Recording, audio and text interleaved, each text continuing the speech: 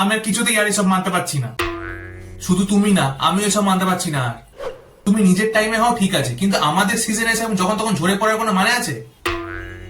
এমনিতেও ওই গরমের জ্বালায় আমার এখন যে দশা হয়েছে, ওই কোন রকমের 1.5 মাস মতো টিকতে পারি, তারপরে কোথা থেকে নিজের হটনেস নিয়ে ঢুকে পড়ে। আর এখন যদি তুমি এরকম যখন তখন ঢুকে পড়ো, তাহলে আমি ঠিকঠাক ভাবে আসবো কখন বলো তো? আবার কান্না কাটি কেন?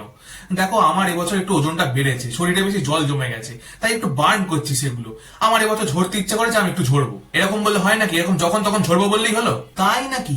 আর অন্যান্য বছর যখন সারা বছরটা ধরে পেছন থেকে গরম হাওয়া ছাড়তে থাকো, টেম্পারেচারের কোনো মা বাপ থাকে না, তখন এসব কথা মনে থাকে না? বলছি অনেক তো ঝরলে, বাকিটা না হয় পরের বছর ঝরো। তা নিজে ঝরছো ঝরো, গোটা দিন জুড়ে ঝরো, মাঝে মাঝে উদাও হয়ে যাচ্ছ কেন? সেই টাইমগুলোতে তো আমাদেরকে সার্ভিস দিতে হচ্ছে উইদাউট এনি পেমেন্ট। আর তাছাড়া এই টাইমটা তো শরৎ আর হেমন্তের থাকার কথা, ওই আপদ দুটো গেল কোথায়? ওই যে ওদিকে আছে। কেউ আছো? আমাদেরকে এখান থেকে একটু বের করো না গো। আমার ছেড়ে দাও, আমি বাড়ি যাব। এ কি? আরে কানের সামনে বেশি কচকচ করছিল, ওই জন্য ওখানে পুড়ে দিয়েছি।